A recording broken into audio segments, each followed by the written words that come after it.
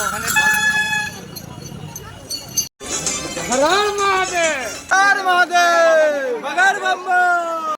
Guys, আবারও চলে এসেছি একটা নতুন ভিডিও নিয়ে। আজ আমি যাচ্ছি তারকেশ্বর, তাই জন্য ফার্স্টে শেওড়াফুলিতে চলে আসলাম। আর এখানে শেওড়াফুলি থেকে চলে আসলাম বাঁক মার্কেটে। আমি কিছু এখানে ঘট কিনবো বলে। আর দেখুন, এখানে অনেক কিছু পাওয়া যাচ্ছে, ব্যাগ থেকে বিভিন্ন রকমের বাঁক সাজানোর জিনিস। আমি এখানে একটা দোকানে চলে আসলাম ঘট কিনবো বলে। আমার আর মায়ের জন্য ঘট কিনে নিচ্ছি। আর এই ঘটগুলো নিচ্ছে এখানে 10 টাকা পিস করে।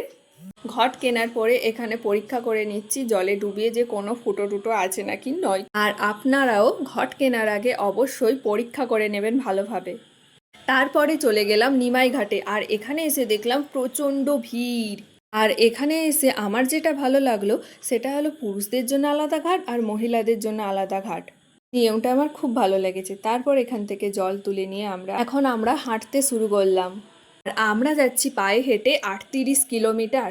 আমরা বাবার কাছে পৌঁছতে পেরেছি নাকি, তাই জন্য শেষ পর্যন্ত অবশ্যই ভিডিওটা দেখতে থাকুন। আমরা দুপুর 2টোর সময় হাঁটতে শুরু করেছি আর এখন যাচ্ছি ডাকাতকালী মন্দিরের উদ্দেশ্যে। এখন এখানে একটা ছোট্ট শিশু বাঁক নিয়ে হেঁটে যাচ্ছে।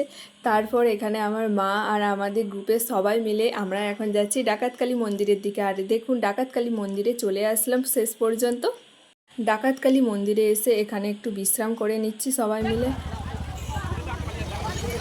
আর এখানে দেখুন, ভক্তদের মাঝে একটা কুকুর কীরকম আরামে ঘুমোচ্ছে। একটু রেস্ট নেওয়ার পর আমরা আবার বেরিয়ে পড়লাম কাশী বিশ্বনাথ মন্দিরের উদ্দেশ্যে।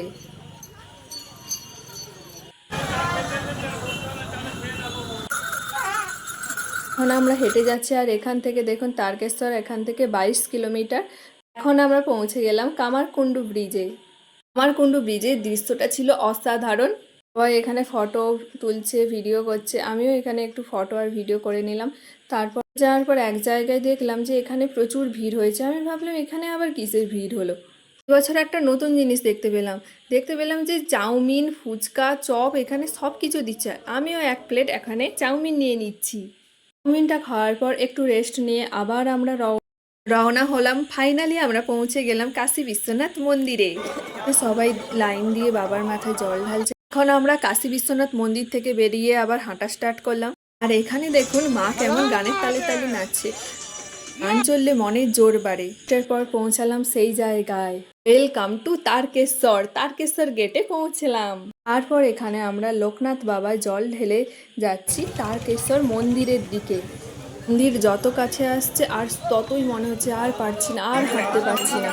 আমরা এখানে পৌঁছালাম ভোর 4টার সময়। আর এখানে এসে দেখলাম এখানে এক লাইন দিয়ে দাঁড়াতে হচ্ছে, তারপরে মন্দিরে জল ঢালতে পেরেছি। জল ঢালার পর বাবার দর্শন করে নিয়েছি।